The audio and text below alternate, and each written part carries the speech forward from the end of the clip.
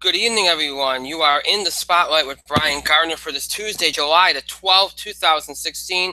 Good to have you all here for our first of two shows this week, back on the air after a 2 week hiatus. I hope you all had a great 2 weeks. It was an interesting one for me. But before we get going and I get into why we're late tonight and all that stuff, more importantly, more important than anything we'll talk about tonight, obviously over the last 2 weeks, there's been a lot going on in the world. Normally we get into specifics, but there's been so many things over this past month, over this past year, over this past couple weeks. So before we get going here tonight, I want to just take a brief moment here to acknowledge all those impacted by the horrific violence, horrific tragedies over these past couple of weeks, or this past month, and to all those that have lost their lives. Our prayers, our thoughts, condolences to their families, and may they rest in peace. And again, to everybody impacted by all these horrible things, from Michigan to Dallas to Baton Rouge to anywhere. There's been so many things. There's just too many horrible things to highlight. Sadly, we want to express our prayers, our thoughts, condolences, and our thoughts to all of you and anybody that's been impacted by these tragedies, this violence, and I just hope it stops. I mean, every day you watch the news and there's something going on now. It's really just horrific. So I just want to take a moment here at the start of the show, as we're back on the air after a 2 week hiatus, to acknowledge that, because that's, again, far more important than what we do here on the show. So, all right. So this is our first show on the air after a 2 week hiatus. We are late tonight. First of all, I want to acknowledge one other thing here. I am having a little bit of an ear issue. I've been having it since probably Thursday. It's a lot better than it was. I'm actually able to hear out of this ear now. I had a little bit of a clogged ear thing going on, so it shouldn't be too much of an issue. But if I miss a cue from my co-host or something, just bear with me. Because I am still struggling with it a little bit. But again, just keep that in mind. Okay, again, first show after a 2 week hiatus. First of two this week. It's going to be a quick one tonight. And we're going to do something a little unconventional for us this week. Well, not unconventional, but normally I try to fit in a week like this, I try to fit everything sports-wise into one show. We're not going to do that tonight.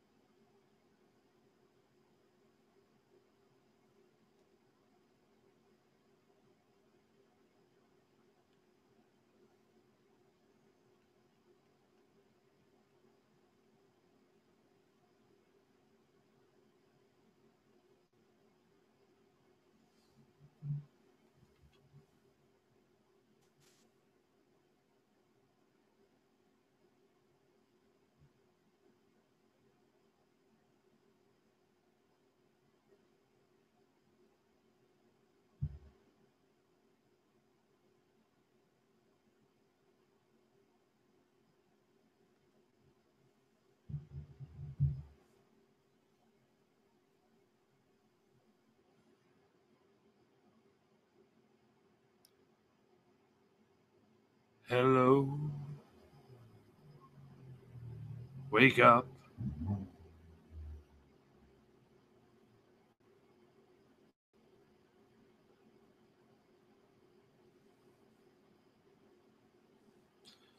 Technical difficulties. Do do do do do do do do do do do do. Technical difficulties. Do do do do do do do do. Technical difficulties. Do do do. Technical difficulties. Do do do. Technical difficulties. Do do do. First week back after 2 weeks. To do technical difficulties. Yeah. Looks like Brian is trying something. I don't know if it will work. Technical difficulties. Do. Technical difficulties. Do. Technical difficulties. Do. Technical difficulties because I can't hear you. Although that it often happens. Although this time I think, I don't know.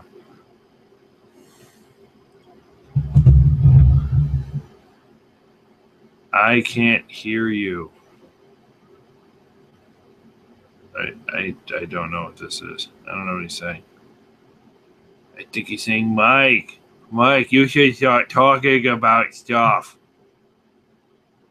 Hello, I am Brian Gardner, host of In the Spotlight with Brian Gardner. I have come back. Can you see I am more tan? I am more tan after spending 2 weeks in Florida. And my hair, it is a combination of white, blonde, and gray. Don't look at my grays or my bald spot. Yeah. Anyways, let's get into the big news.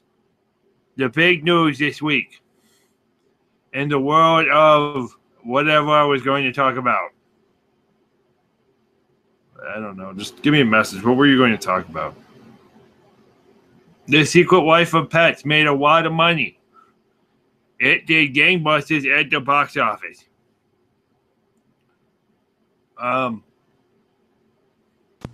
Serena Williams tied Steffi Graf for the most records over at Wimbledon, most titles over at Wimbledon, and Tim Duncan has retired. These are your headlines for Brian Gardner. Now, why don't you try saying something? Try saying something. Can you hear me now? Yes, I can hear you now. God, lower the volume. You sounded much better like 20 seconds ago. 20 seconds ago? Yeah, when you weren't talking. Well, okay, hang on a second, because apparently something's wrong with my microphone. So hang on a second. Yes, it's called being unplugged. Maybe you should plug it in. It was plugged in. Can you hear me now? Yes, I can hear you now. It sounds like a horrible promotional thing. I don't know what the... Okay, so when was the last... It's called the gain.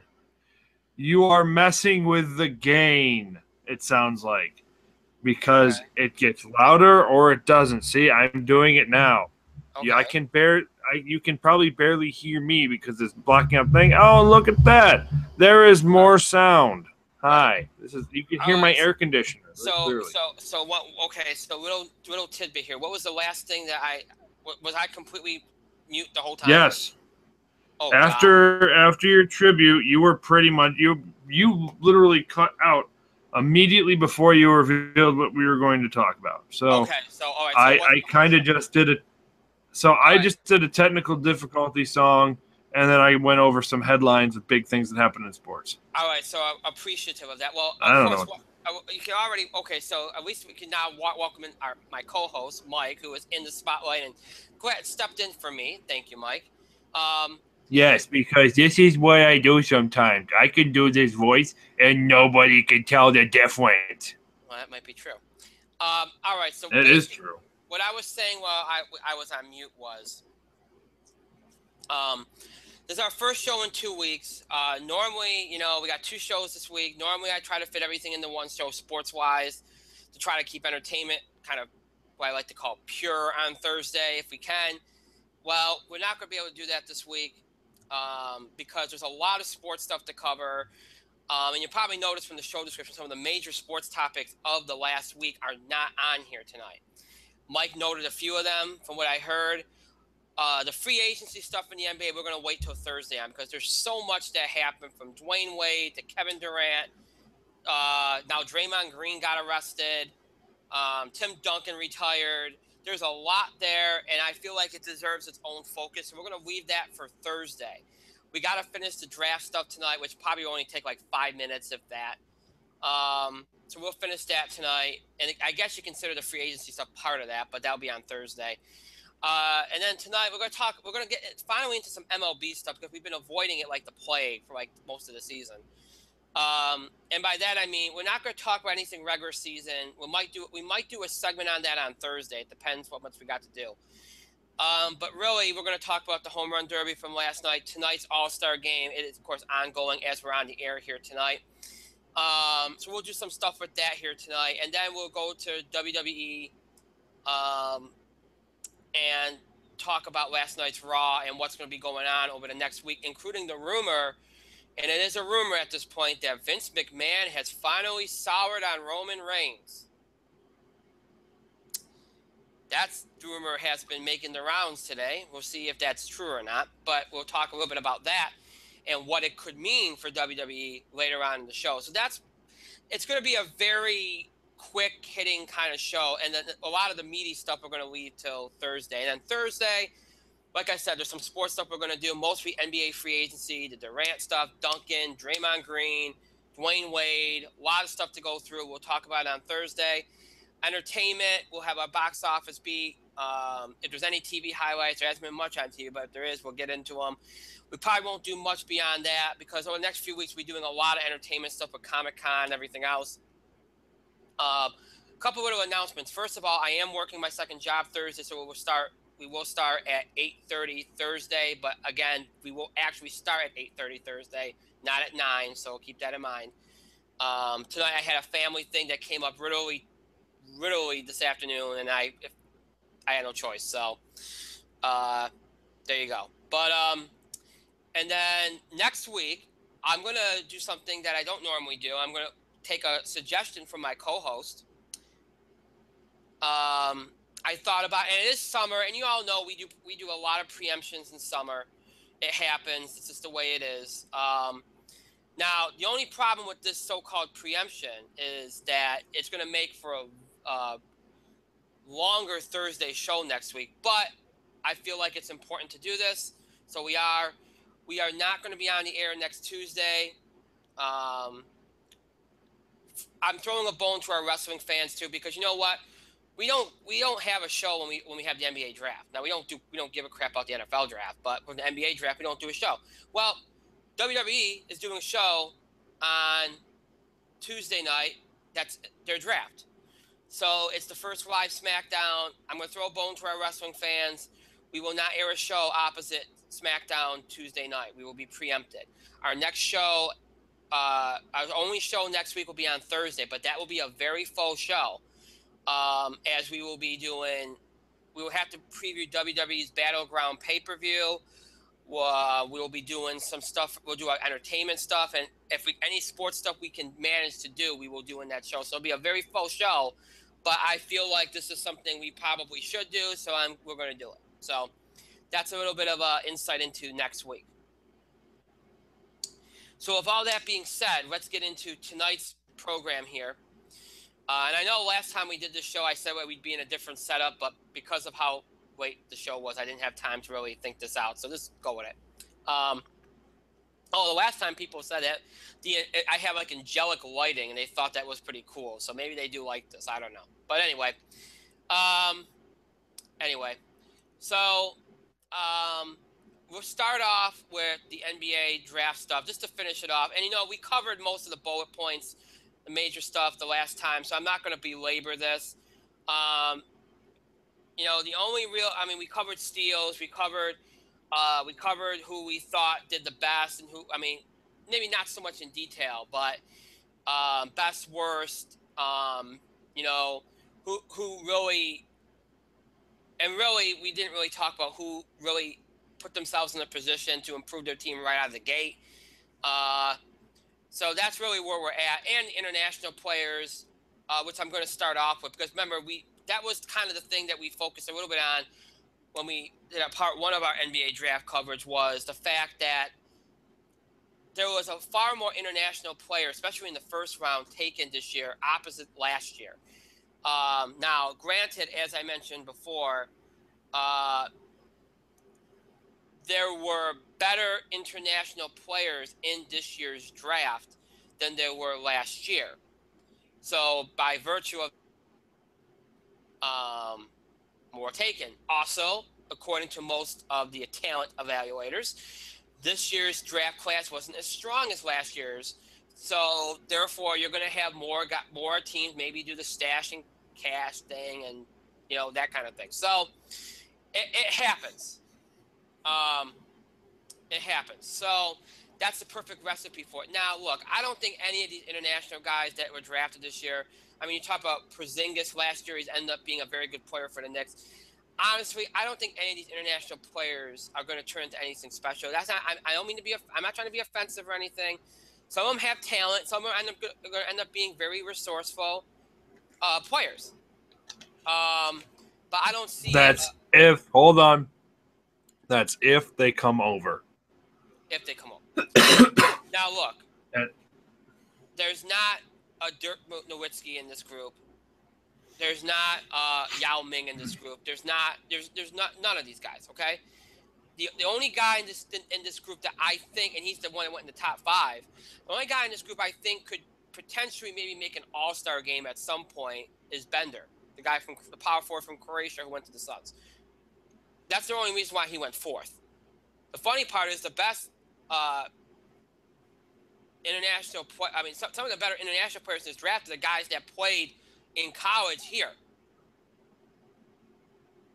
So, I mean, it's just he's the only guy I can see really making at least an All-Star game at some point. Only one. So I really don't have much to say when it comes to these international players beyond that.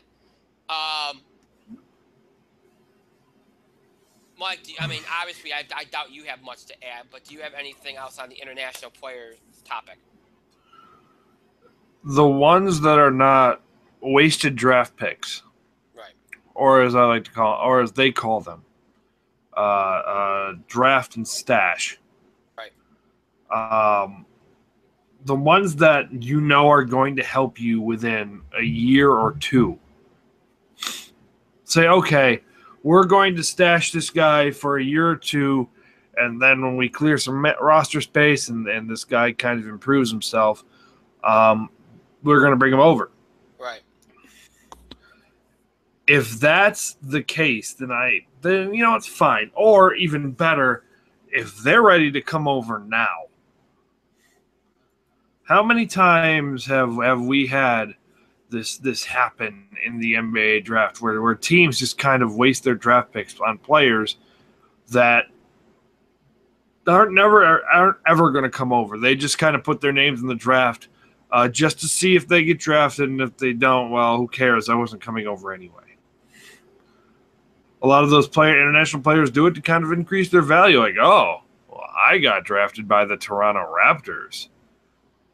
I hope you're going to pay me way more there, Italy. Something like that. Just hypothetical scenario. So, it is what it is.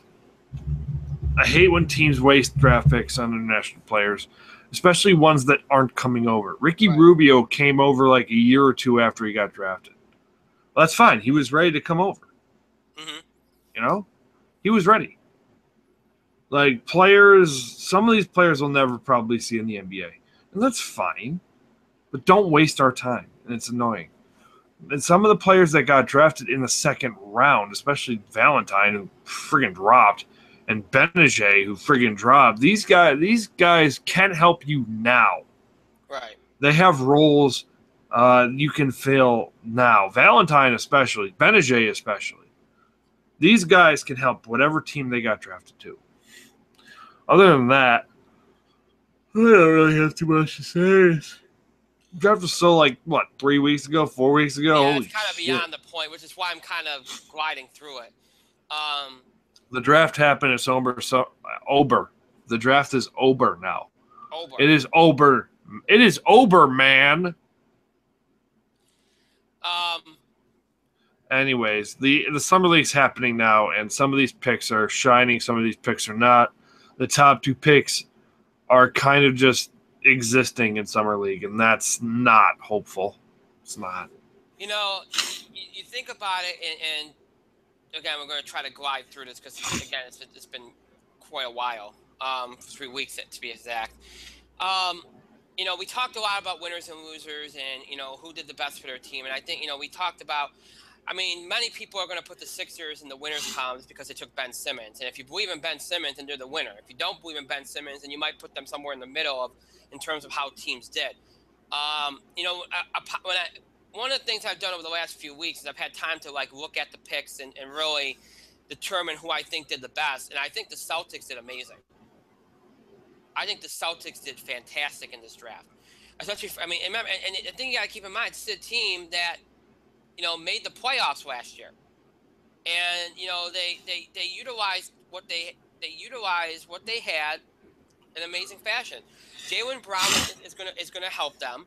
And I think their second round picks, Jackson from Notre Dame, Ben Bento from Providence, who I thought was an underrated player last year. They got a couple of really good resourceful pieces that they could add in there and help them. And when they make a run at a big free agent in the next year or so, they'll be in prime position. I like what the Celtics did.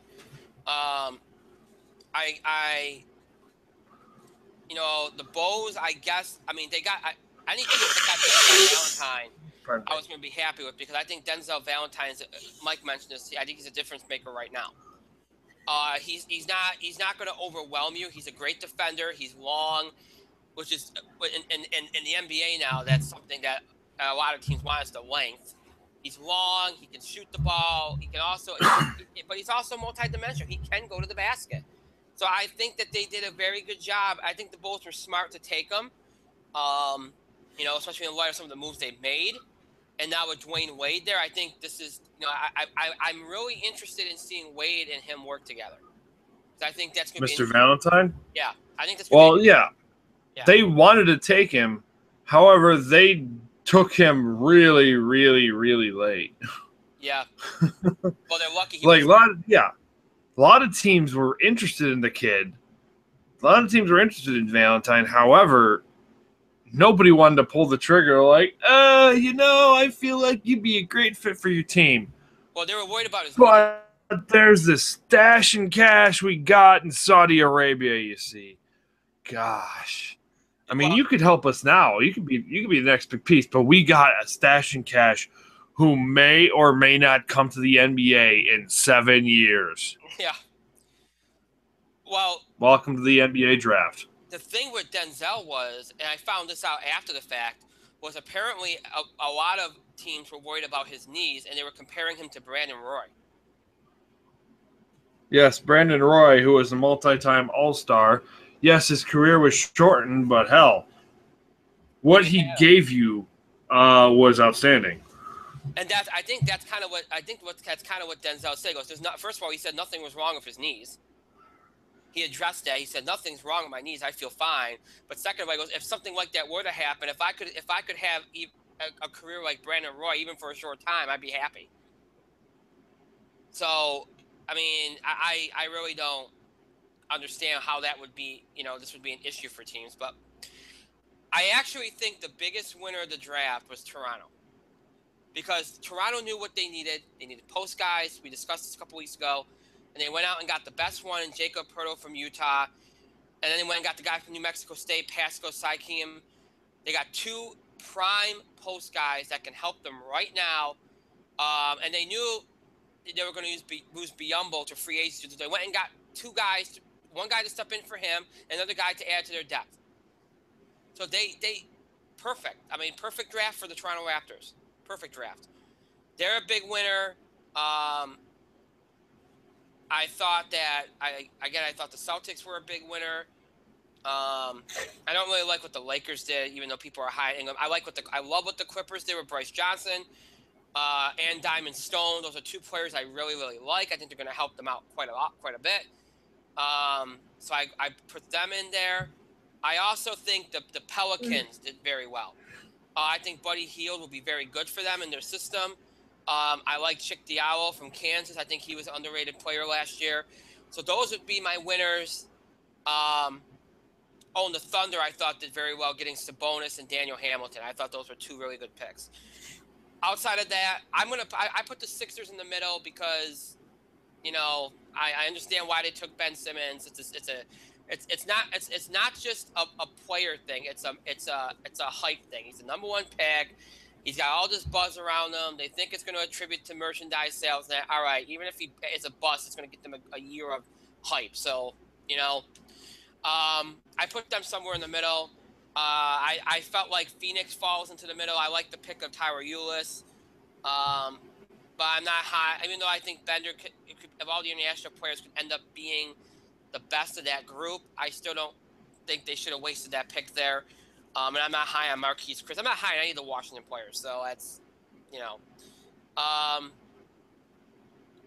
thought the Bucks did. I didn't think the Bucks had a great draft, to be honest. I wasn't very high on their draft. I should mention Minnesota. I thought did well taking Chris Dunn because I thought that was a can't miss. But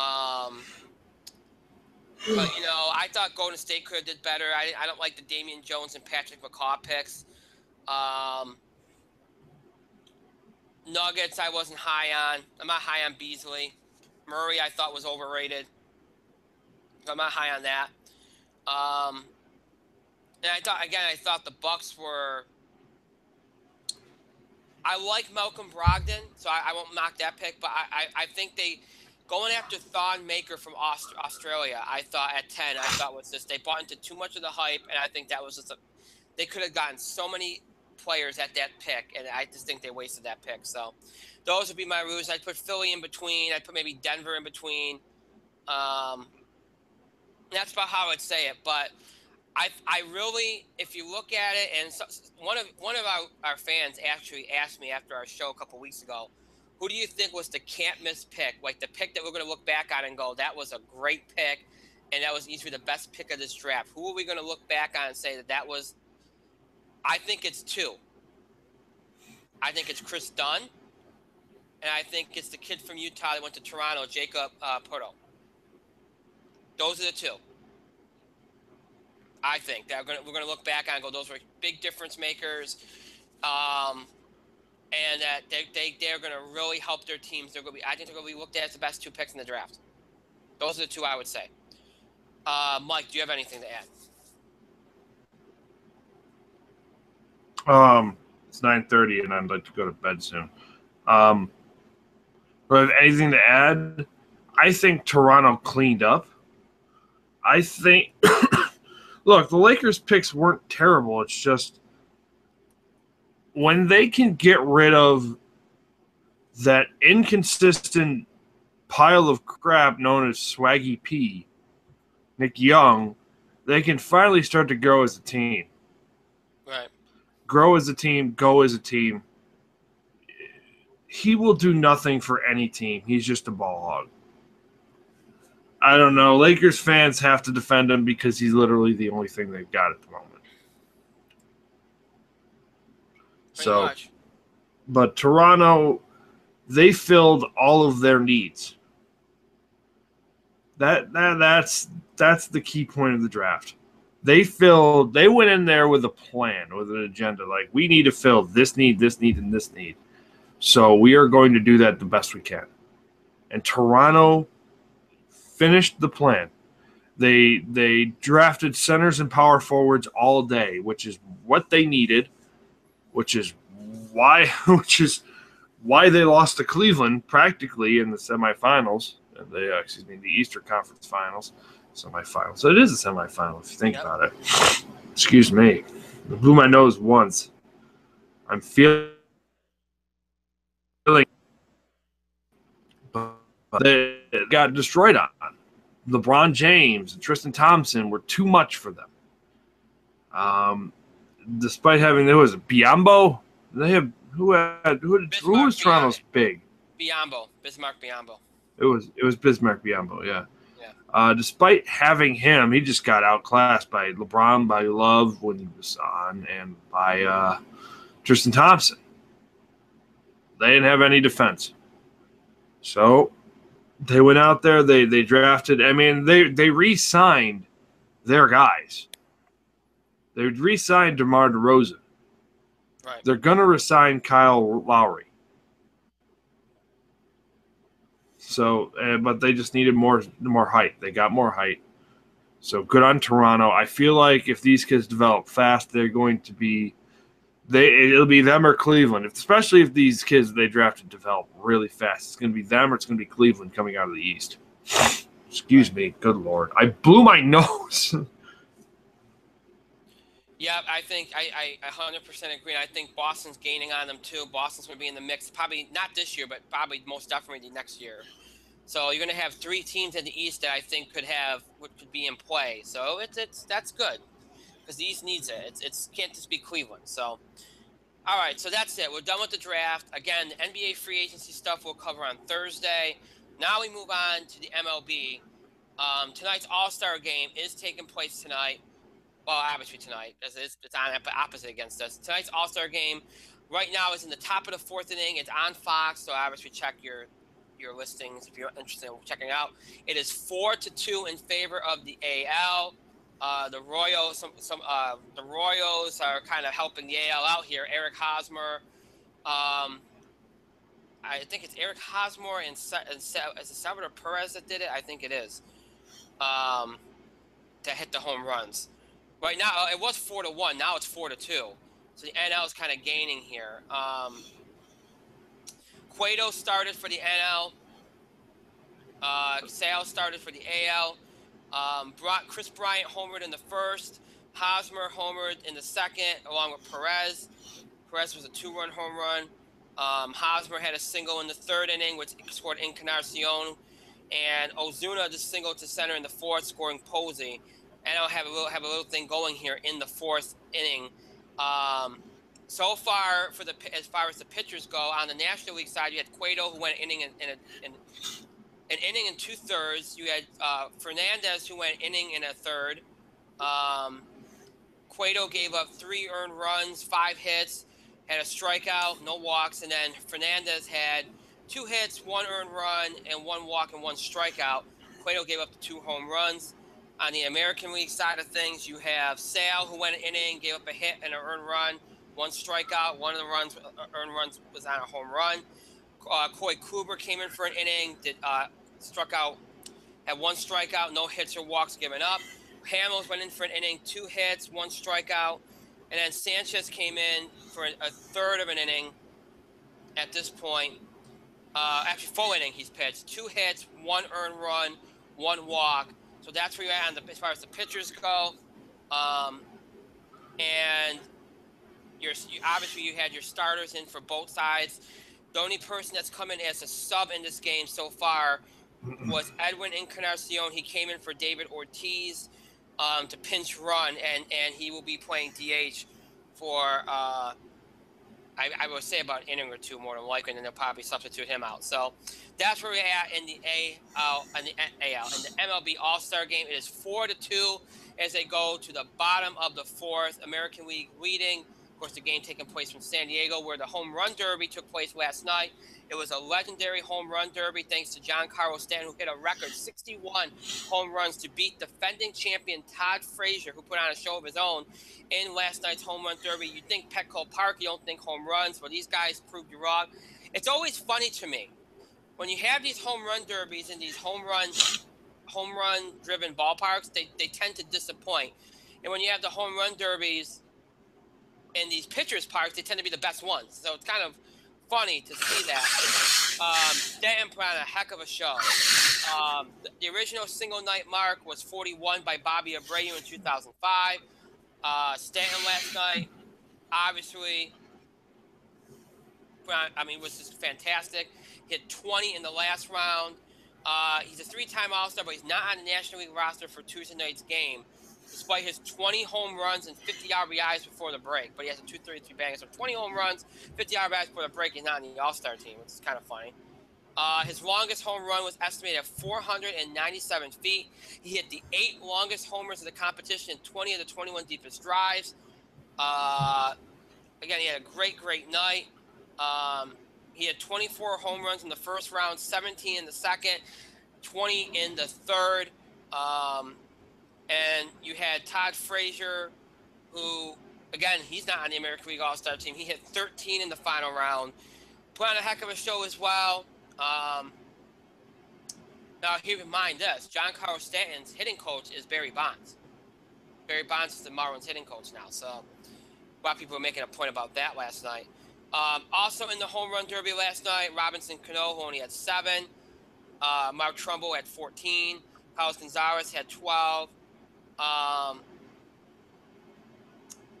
Adam Duvall had 15. Frazier beat Adam Duvall in the second round with a 16 to beat him there. Will Myers was in the Derby. He had 10 home runs in the first round and was eliminated then. And again, a big part of the night was when his brother was actually his pitcher. Bo Myers hit Will Myers with a pitch early in the game, and then nearly nicked him another time. So that was kind of an interesting little thing going on there. But we talked about this last year. They match these guys up, and it's AL versus NL, and they match these guys up. And I like the way they do it now. It adds a little bit more incentive. And then using a clock instead of a pitch pitch count, essentially, is just the way that they do it now. It's a lot better. It encourages more home runs. Giving them breaks helps. It puts on more of a show for the fans. The last 2 home run derbies have been really good. They've kind of brought it back. The only thing that you wish would happen is that, first of all, I find it uncanny that some of these guys like Todd Frazier and Stanton are not on the All-Star teams, but that's a whole other story. I'm not going to get into the All-Star stuff because I think MLB is so hard when it comes to the All-Star selections. Like, we can all criticize, and we've done it before on this show, but I'm almost giving up on it because, the fans vote these teams in, and it's always like, the fan vote, people stuff the ballot box, and then the managers are going to pick who they want, and some of it, whether these managers are professional or not, it includes bias, and then you put into play whether a guy pitched on Sunday or Saturday and a manager doesn't want him to play, or if there's a hitter that might have tendonitis in the shoulder, then the manager doesn't want him to play, so they call the All-Star Game manager and say, don't bother playing my guy, or don't bother bringing my guy. There's too many factors in the MLB All-Star Game to get worked up over. It's not like the NBA or anything like that where you like, oh, if somebody gets snubbed, you're like, oh, God, this is outrageous. In MLB, there's just so many factors now that I've learned that, if you criticize somebody if you criticize a manager for not selecting somebody, chances are they might have selected that person if they were fully healthy or something. So it's a little bit of a difficult thing to gauge. But I'm thrilled with the way they've handled the home run derby the last 2 years. I think it's been 2 great events. I think they've done a great job. Last night was fantastic. John Carlos Stanton's a guy that I thought would have already won a home run derby. He was a guy going into last night I thought had a good chance to do it, especially with the new system. So, it was nice to see him do it. It was a nice story. I thought it was a nice event last night.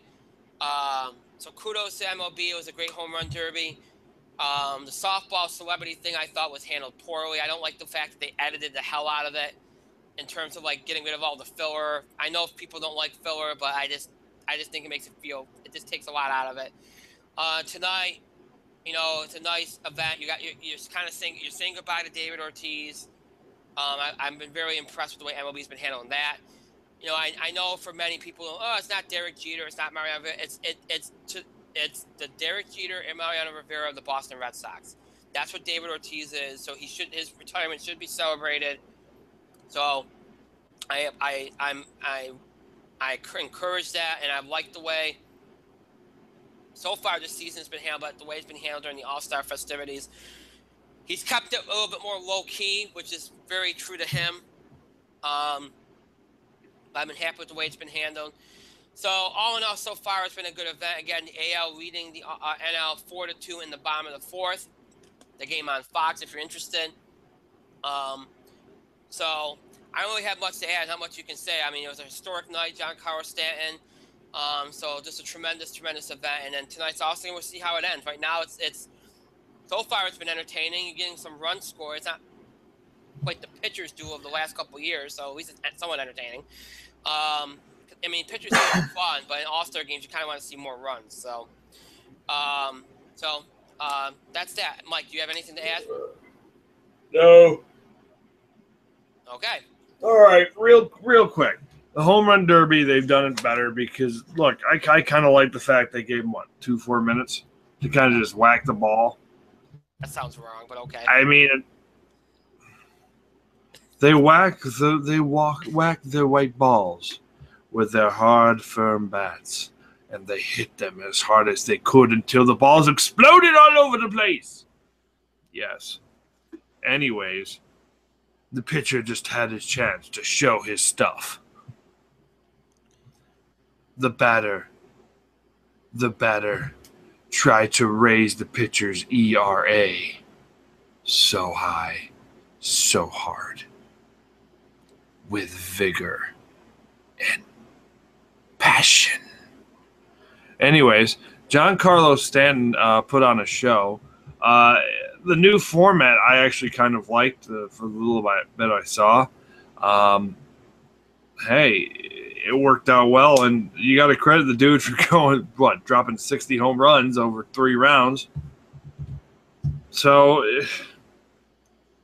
nobody came close, especially not Robinson Cano, even though that was his home park.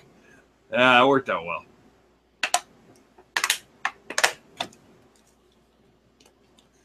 That's it. Okay. I'm sorry. I said for years, Brian. Sometimes baseball sounds like gay porn. According to you. By the way, some of the terminology sounds like gay porn. I just retweeted something on Twitter. You might want to see. I don't know if you've seen it yet, but it's pretty funny. You might want to check it out. I can look. I think you'll enjoy it, especially in light of what I told you last night. All right, so that's all the MLB stuff. We might cover a little bit more MLB stuff on Thursday. It depends on time. We're going to be doing more with the MLB going forward here. Again, we haven't done much of anything with it. There's a couple of topics. You know what I'm saying now? Yep. Thought so. Yep. Plays into what I told you last night. So yeah. And there's a couple of MLB topics that we've been putting off for probably about a month or so that I've been wanting to wait till right after the All-Star Game mid-season, around the trade deadline to talk about. We probably won't get into those on Thursday, but we'll get into those over the next few weeks because we're getting close to the trade deadline, and they're kind of more relevant now. Things have developed a little bit more now, so I think they're worth talking about now. So I'm not going to tell you what those are. I know I've been teasing them, but we will talk on. You'll get definitely more MLB coverage going forward here because it is the only sport going on right now. So, so that's all the MLB we're going to do tonight. Again, we'll do more NBA stuff on Thursday as well. The only thing left for tonight is WWE, which last night had Monday Night Raw. Obviously, a much better Raw than last Monday, which was glorified filler. Of course, it was the 4th of July, so what did you expect? Last night, a little bit more story movement. We got a number 1 contender for the Intercontinental Championship in Darren Young, of all people, which featured one of the better moments of the night, seeing Bob Backlund celebrate with Darren Young. So that was an awesome moment. We had some further moment with the Charlotte Sasha Banks stuff. The Cena AJ Styles stuff continued to build. The Wyatts and the New Day had an interesting segment, which many felt was a ripoff of TNA, which it kind of was. I thought it was cool, but whatever. You had a great, which probably was my favorite moment of the night, Rollins-Ambrose segment, complete with a Rollins interview segment, which we'll talk probably more about in just a few minutes, where Rollins once again threw Roman Reigns under the proverbial bus. And probably Dean Ambrose gave his best promo in a long time last night. Rollins was great too in that promo, but man, I mean, Rollins had a good night, but Ambrose had an equally good night. These two really don't need Roman Reigns in this program because this is the best really that they've ever been together in a program. So it's been cool to see. It was a great segment last night. Kevin Owens, Sami Zayn continued their build, which was fantastic. And then you had really what I thought, pardon me, really what I thought was an anticlimactic finish. Obviously, the last thing was going to be Vince McMahon, and we all knew Shane and Stephanie were going to each helm one show. This wasn't a surprise. It's a matter of which show each one was going to get. So it was kind of anticlimactic to build it up like that. I guess the only real thing to take from it was that they're going to each have GMs announced next week. And according to WWE, and by the way, if you look at the WWE app last night, you might have spoiled the SmackDown GM if you looked hard enough. Because there's been screen grabs all day of something that might have leaked. I'll talk more about that in a second. I mean, and other than that, I guess the only other interesting thing was that Stephanie tripped coming out of the ring. But really, I mean, there wasn't a lot, but at least there was story movement. I thought it was a solid show last night. Let me talk about that thing that everybody thinks was a leak last night on the WWE app. In the recap of Raw last night, there was a little note about SmackDown Live. Apparently, and the headline was the Yes Movement comes to SmackDown Live, which has people thinking that Daniel Bryan is going to be the GM of SmackDown. Mike, have you seen that? No, but I hypothesized it last night, now didn't I? Right, and I don't really think that'd be too much of a surprise, to be honest. And a lot of people are thinking that the Raw GM is going to be Triple H. More than likely. Just because it's just going to reset the authority, essentially. So, I mean, we'll see. But I don't really think it'd be too shocking if Daniel Bryan's SmackDown GM. Ever since we found out the brand split was coming, I think pretty much everybody's been thinking that might be where they go. So that's one element. Before we get to the Roman Reigns rumor, Mike, do you have anything to add regarding Raw last night? Dean Ambrose and Seth Rollins put on a hell of a promo. You know what? I liked the Rollins report. It was interesting. It was entertaining. That whole segment was fantastic. Excuse me.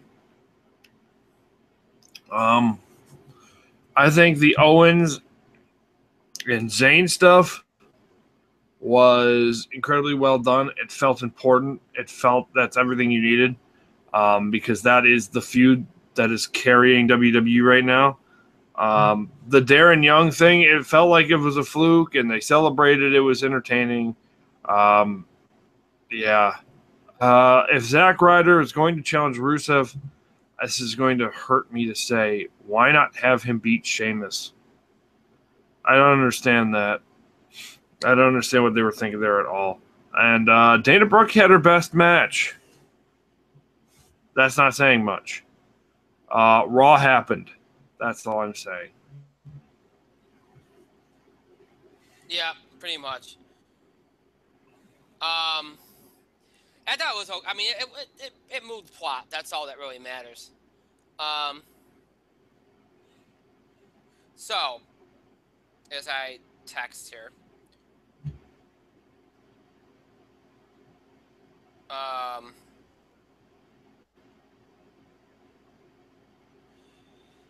right, I lost my train of thought. Okay, so it happened again. It moved story last night, and I think one of the biggest takeaways from last night was the same big takeaway from the last few weeks, which was that they are not shying away from going after Roman Reigns, and they're doing a lot of it through Seth Rollins. And a lot of people believe this is Vince's way of talking through Rollins and voicing through Rollins his displeasure with Roman Reigns.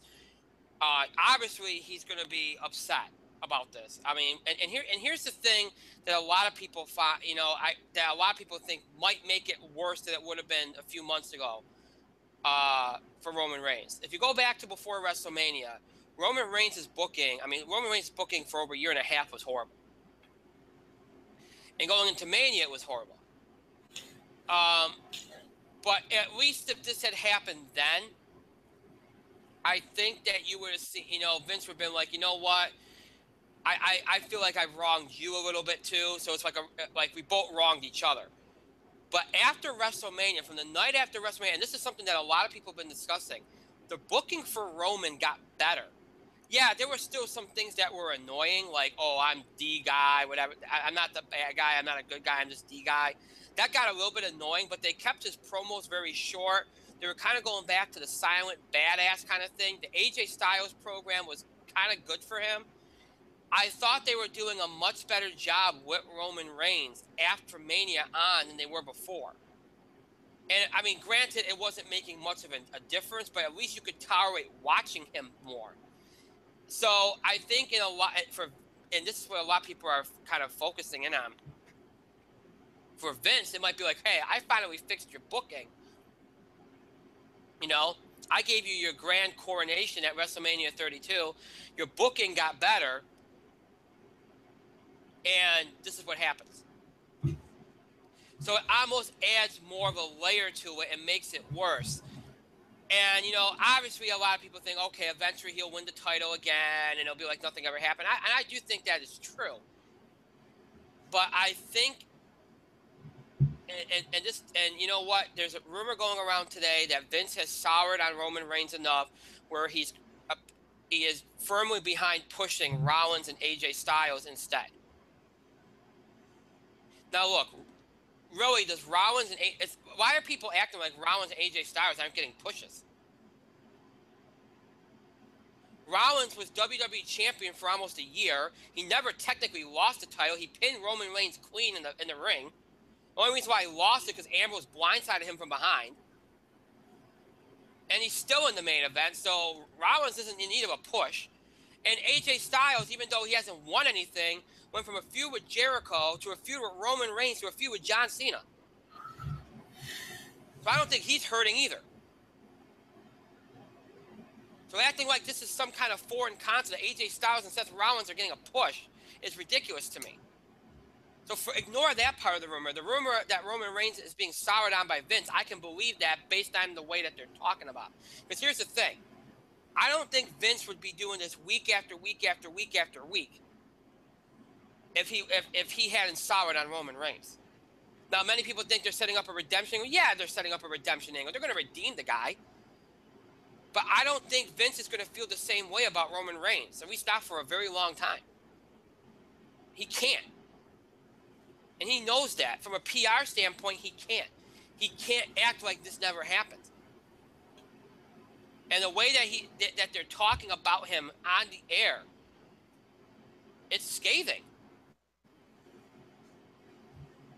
So I do think there is something to this, that there actually is this. He has soured on him to the point where he's like, you know what? And a lot of people are comparing this a little bit to Randy Orton, where they pushed Randy Orton. They tried him as a face. It didn't work out. And they de-pushed him. And they made him a heel for a long time. And then they let the fans essentially turn him. A lot of people think that's where you're headed with Roman Reigns. They're going to back off now. They're going to kind of search for something, kind of give him a redemption kind of thing, whether it's a heel turn or whether it's him as a mid-card face or upper mid-card face kind of deal, and then see where it takes him. But I do not think that they're going to try to push him as the dominant face of the company right now. Nor do I think they can. So I guess what I'm saying is I do think there's something to the rumor. The AJ Styles Rollins part I think is kind of stupid because they're already getting pushes, but the rest of it I do think there's something to it. Mike, what are your thoughts on apparently Vince souring on Roman Reigns? No shit. Yeah. Because it's 9:56, I'm going to make this really quick. Roman fucked up pretty hard. He was champion. He got caught. So he got the Rob Van Dam push. He lost. He's probably not going to be anywhere near the title after.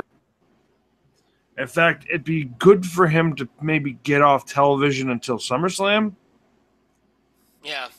Be quite honest with you, just to kind of let the heat die down. Should Vince McMahon be pissed? Absolutely. He invested 2 years of a singles push into this guy. He gave the guy 3 world title reigns. 3. And Roman makes a dumb decision. Look, we're human. We make mistakes. People deserve a second chance. Does Roman deserve a second chance? Absolutely. Am I going to start comparing him to Randy Orton? Absolutely not. Randy Orton at least was good. Roman's got a while. Roman's got a while to go before he gets there. Roman's actually doing better in big matches. However, he's not there yet. Mm-hmm. Yes, Roman can have a great match with AJ Styles.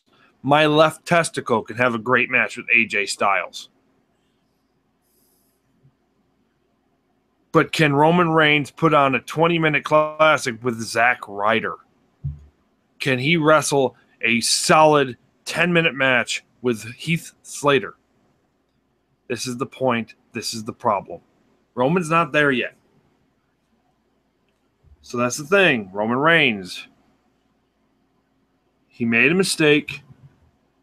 Is anybody else's push going to get enhanced because of this? Probably. Rollins and AJ, they're already main event.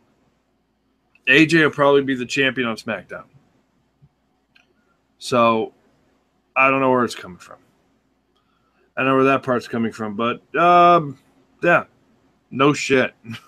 Vince is pissed off. No way. You don't say.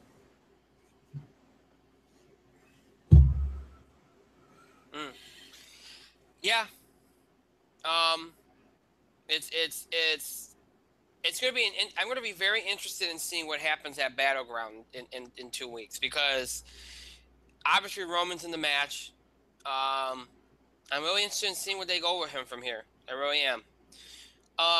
A couple of you wrestling fans out there asked us what our thoughts on Brock Lesnar. I did not put Brock Lesnar in the show description, because there's really not much that can be said. Look, the fight came down to this: if Brock didn't get knocked in the face right early in the match, he was fine. That was pretty much it. If Brock didn't get freaking knocked out, he was fine. He had to avoid getting hit in the hit.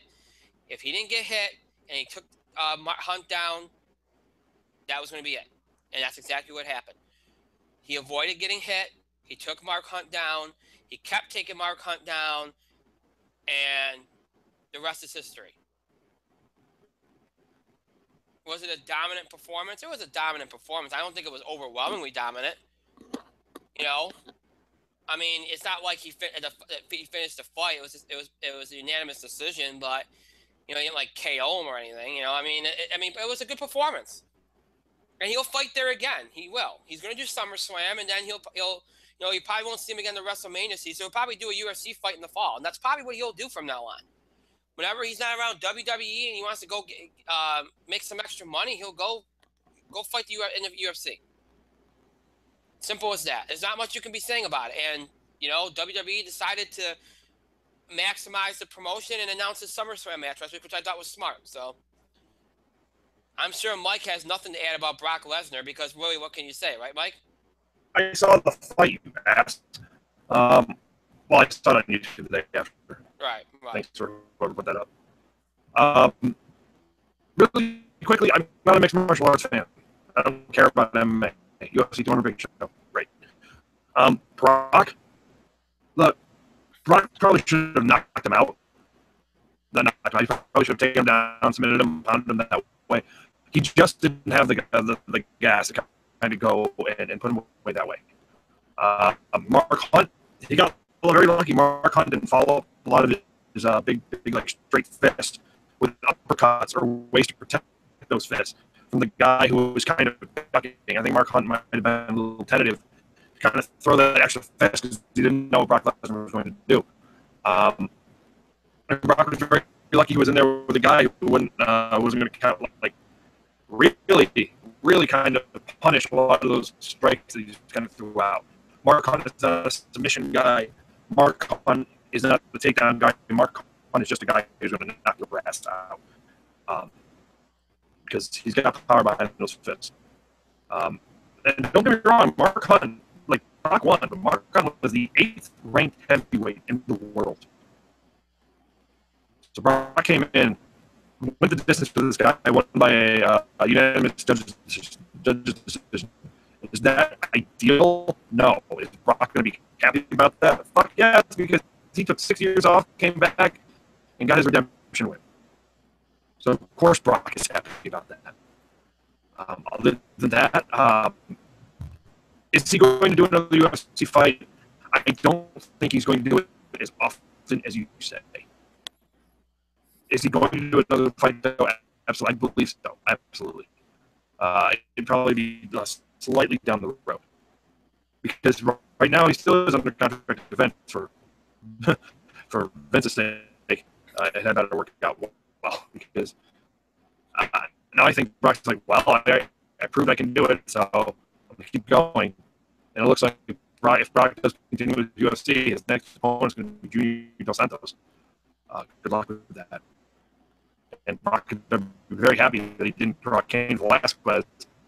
Cain Velasquez would have knocked his fucking ass out again. So I will say this: the Brock's speech after the fight in the ring was surprisingly inclusive and kind of open-minded, especially for Brock Lesnar. I was very impressed by that speech. It was nice. He did, yeah. It was an amazing speech. It wasn't all right. It wasn't amazing, but For it him, was for him. It was impressive.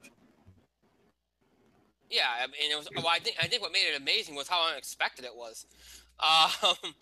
But yeah, I mean, look again. He's gonna fight again. It's not a matter of if; it's a matter of when. I suspect it'll be in the fall sometime. To be honest. All right, so that's it. We are done for tonight. As always, the show might be over. It's not mean you have to stop interacting or contributing to our show. Continue to have your voice heard, send us your feedback, your questions and comments and reactions, the things we talked about on the show, the things we discussed on the show, our reactions or comments in general, or things you want to suggest beyond topic suggestions or breaking news items you want to see on the show. Any of those things you can send us.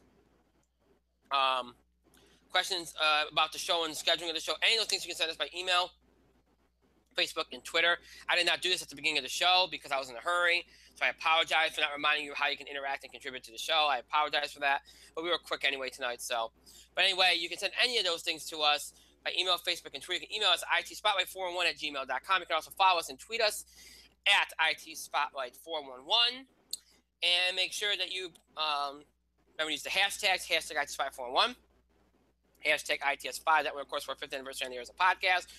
Or hashtag ITS, whatever you want to add to it. Hashtag ITS basketball, hashtag ITS wrestling, whatever.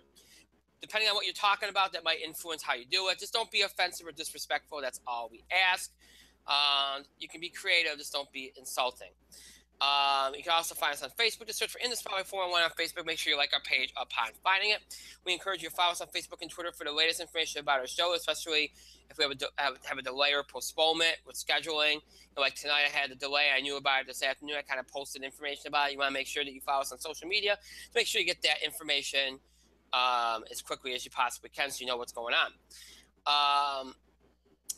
If you like to keep up with our show, you have a number of ways to do that, like keep up with our show in terms of catching up on episodes or looking back at episodes, old episodes, current episodes, whatever the case may be. You have a couple of ways to do that. If you're interested in only our more recent episode, which is everything from mid-October all the way up into tonight, and maybe you're more of a fan of seeing us on screen, streaming, that kind of thing, then you want to check us out here on Google Plus and on YouTube. Just search for In the Spotlight 401. You'll have access to every episode we've done on Google Plus and YouTube from mid-October all the way up into tonight. And you can keep up with those episodes, look back at them, watch them again, or if you missed a part of an episode, finally watch that part of it, or if you missed an episode entirely, you can keep up. So make sure you check us out on Google Plus, YouTube. Just search for In the Spotlight 411 on both sites. If you're somebody that's more of a fan of audio podcasting, or maybe you're just interested in our older episodes, maybe something from before the past year, maybe something from all of our 5 years, whatever the case may be, you want to make sure you check us out on our main host sites, Podbean and iTunes. So search for In the Spotlight 411 on Podbean and iTunes, and you'll have access to our channels on both sites, which feature every episode we've ever done, from October 2010 all the way up until tonight, all in order from most recent to the oldest.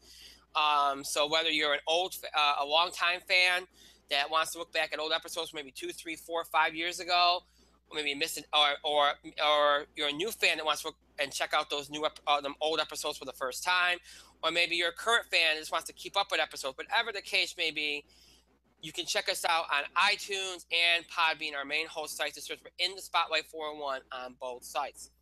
And those are the 4 ways which you can keep up with our show, look back at old episodes, etc., etc. Really quick, another thing to address, somebody just asked me this.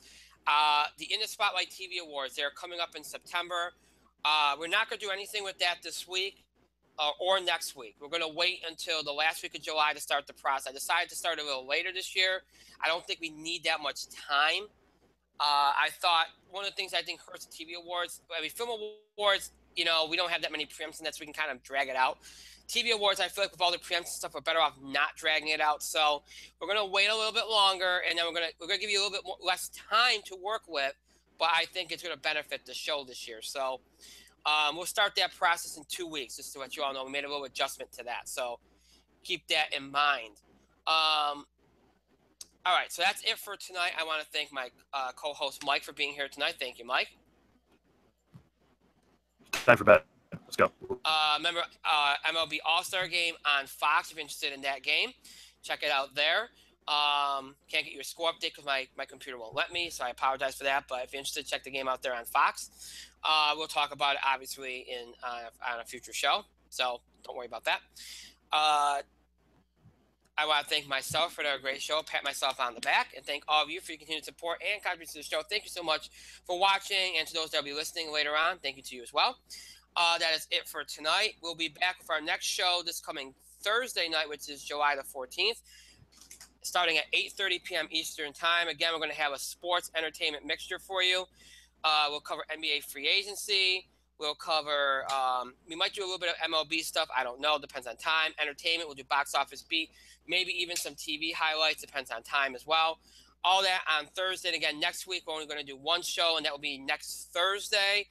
And it'll be a very, very full show. We'll be covering sports, entertainment, wrestling, be previewing WWE's Battleground, pay-per-view, all of that in one show next week. So that'll be coming up next week.